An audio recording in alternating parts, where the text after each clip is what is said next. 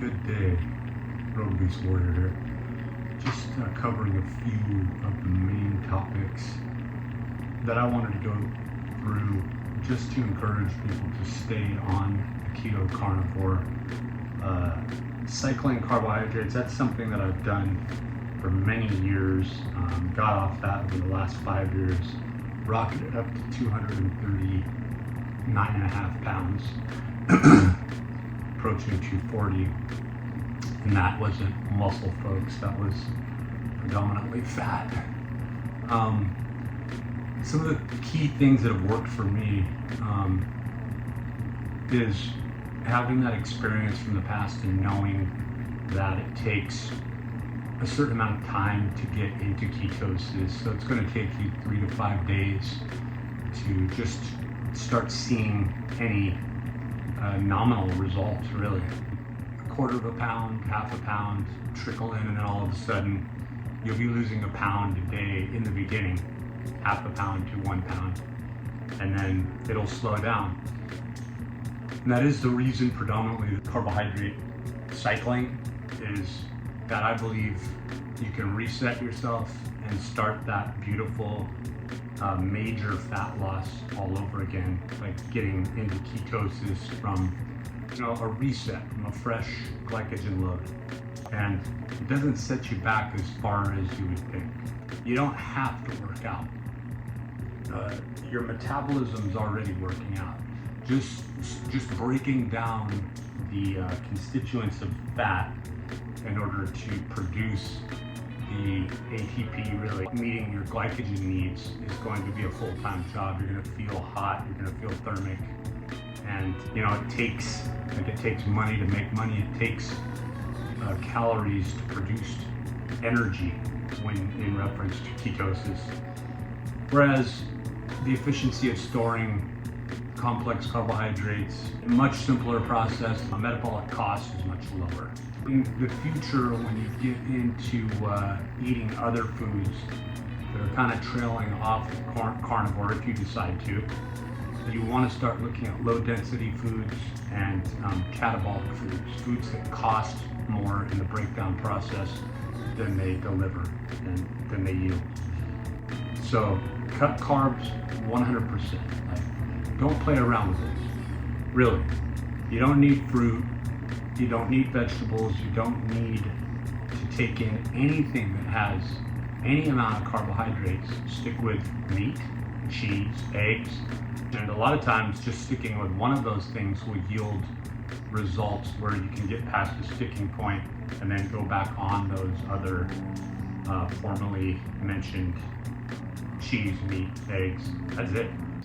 And in my opinion, things like heavy cream, those are things that can be abused. There's some hidden carbohydrates there that with carbs can stack up. Also, Splenda, monk fruit, those types of things really aren't necessary, and you just got to get used to the palatability aspect. Do you really need those things? So why not just keep things really simple, right?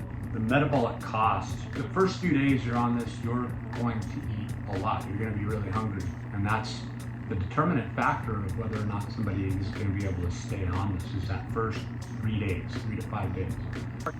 If you are used to lifting weights and doing more anaerobic type exercises that are intense, you're going to find yourself resting, shorter rest periods, more sets, and everything seems to be becoming more aerobic in nature. So that's probably got to do with more fat availability, fat oxidation, so forth.